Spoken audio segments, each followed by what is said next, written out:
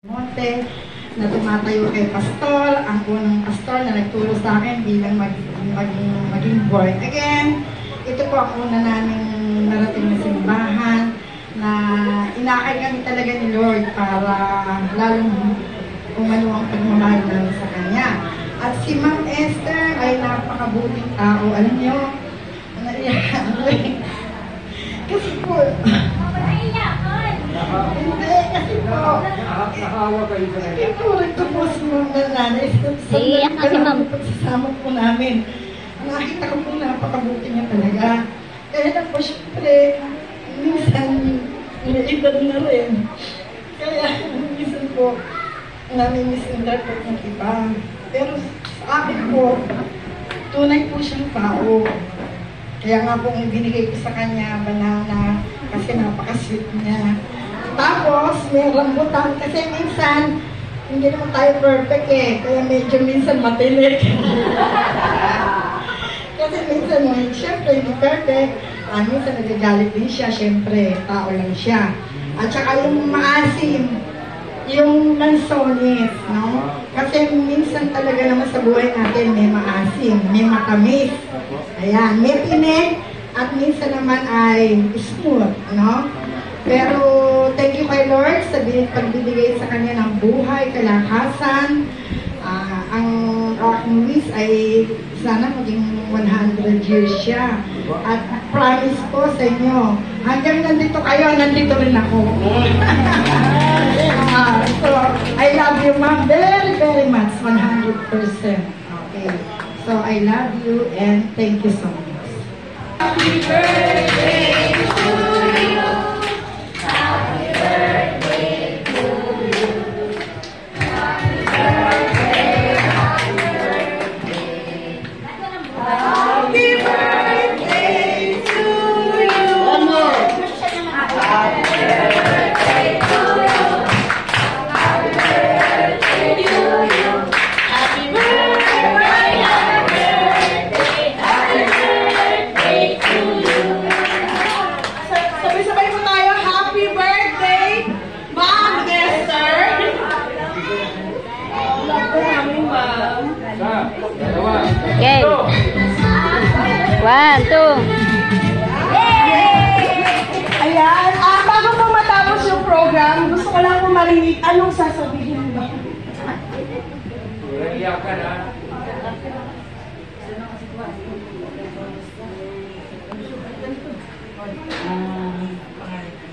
Una po sa lahat, at ako ay masaya-masaya na ako ay binigyan pa ng Panginoon sa kabila ng aking kapansanan ay hilot pa niya ako. Hilot pa ng gawit. Upang kayo napala pang makasama kapag dito sa Panginoon. Maraming salamat sa inyong mga kapatid, mga anak, sa inyong inaalay na pagmamahal sa amin, sa pamilya namin, yung mga panalangin ninyo, mga suportan ninyo.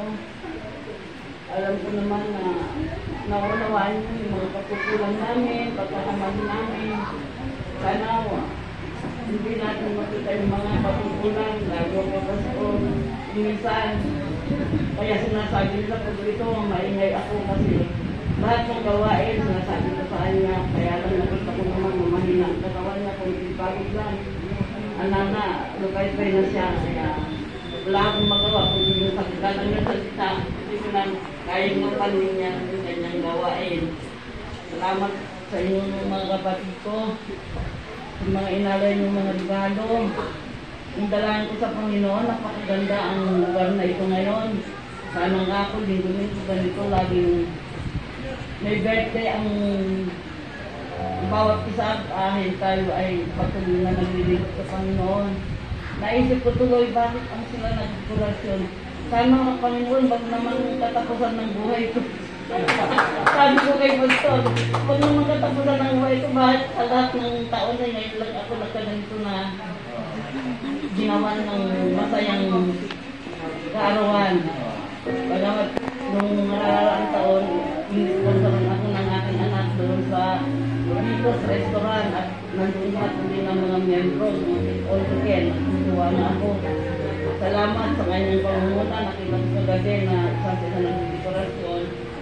Kasama ang mga teacher sa Sunday School. Salamat at kahit na may sakit din siya, ang nakasulat ko ay nagagampanan niya. At maraming salamat ulit. Punong-puno ang aking puso ng kaligayahan. Ako'y nagtataka bakit may mga picture pa dyan sa unahan. Nakakahiya ako. Pasensyahin na lang po. Hindi ko alam yung mga ganyang makulo. Salamat sa mga gumanap sa paghahanda at sa mga nagpagsaya at patuloy natin paglakbay sa ating lakbayin, sa ating kalagayan. Salamat sa mga mag-unawa niyo. Hindi na ako nakagaganap.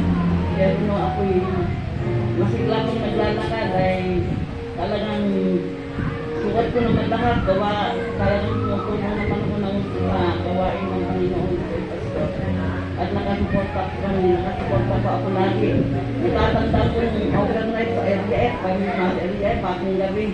May daladala kong pakpak kasi may mga aso. Diyan, bumababa ako dyan sa lumber. Pero ngayon mga kapatid, pasensyahin nyo lang ako kahit gusto ko man ay hindi ko magampanan. Salamat kumampas, ikaw ay tumagin sa aming buhay. Kami na sa pipit, kailangan mo ng principal ma'am kasi matunda ka na may karuan sa anak ka pa. On time naman na pinagay ng Panginoon si Mampas. Salamat sa Panginoon. Papalalago ng munting paaralan kung nagkatibalan ng Diyos sa atin. Salamat po Diyos. Thank you.